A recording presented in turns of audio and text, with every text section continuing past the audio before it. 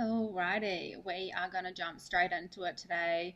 If you saw my video about interstitial cystitis, I briefly touched on oxalates in there.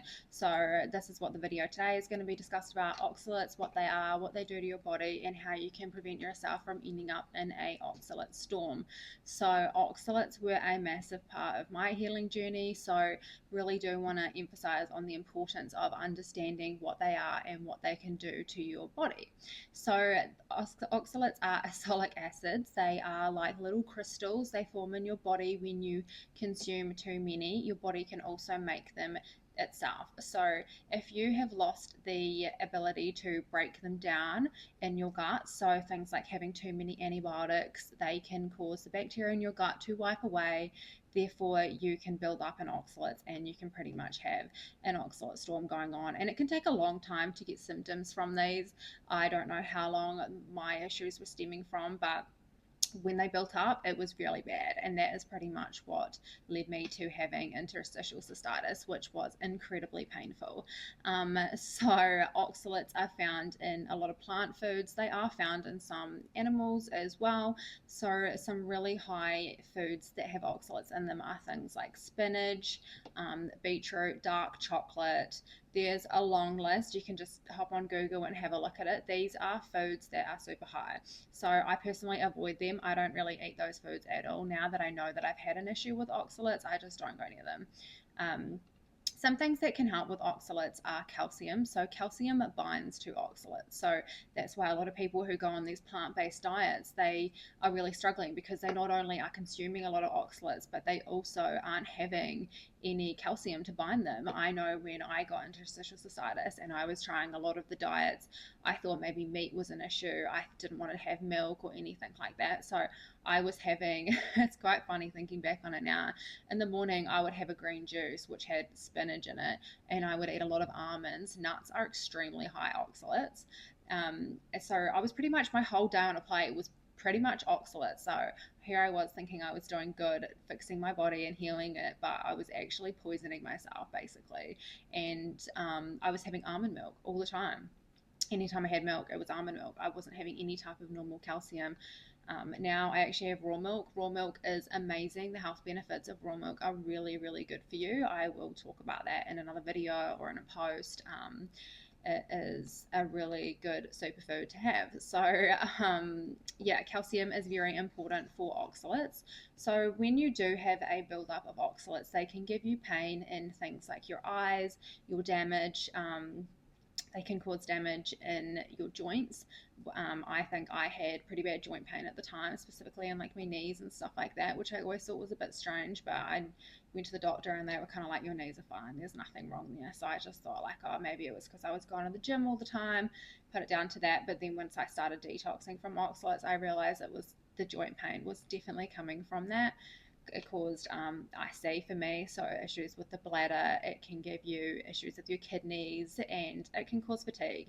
It can also contribute to anxiety and depression because it affects your body's ability to produce your neurotransmitters like your serotonin and your dopamine. So really important to have a look at those things when you are working with a functional practitioner. These issues can be shown on an organic acids tests for oxalates.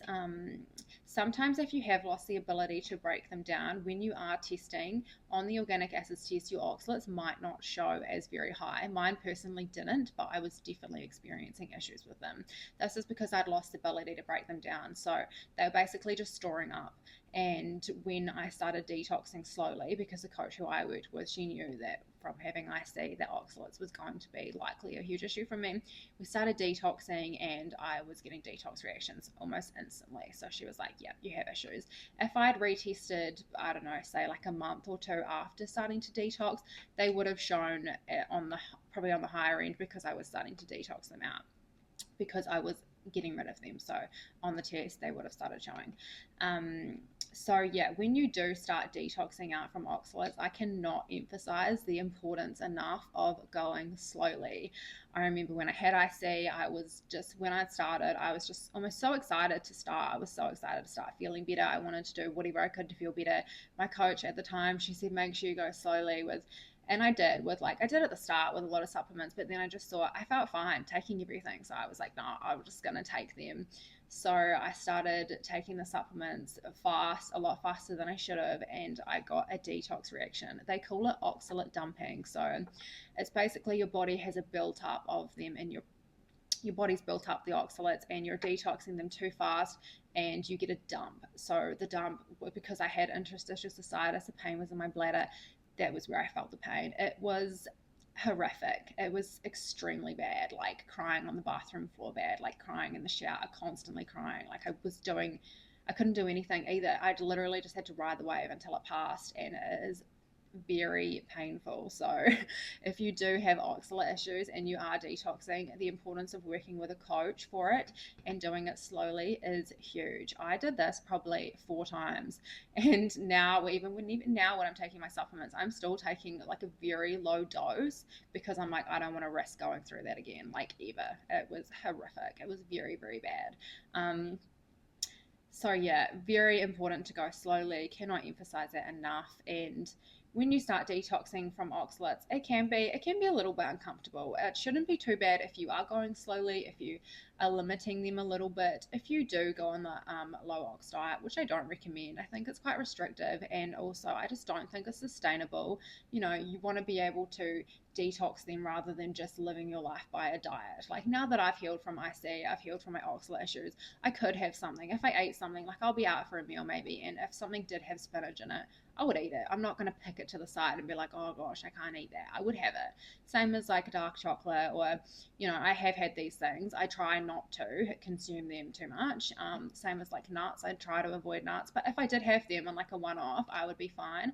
If I had peanut butter every single day for 2 or 3 weeks, I would start feeling pain because I'm consuming a high amount. I know it's an issue for me. I just stay away from it. To me, it's not a major, it's something that I have just accepted, really. But I think when you go on a low ox diet, you couldn't just do that. You would be consistently having to avoid those foods. So you wouldn't be able to have one day and not risk pain if you're still not detoxing them out. So very important to detox oxalates out. It's not great to have them in your body. It can cause pain, and yeah, it would be shown up on the organic acid. So as a part of the foundation labs that we run. Yeah, I hope you found this video informative, and if you need any help, as always, please reach out or view my coaching packages on my website.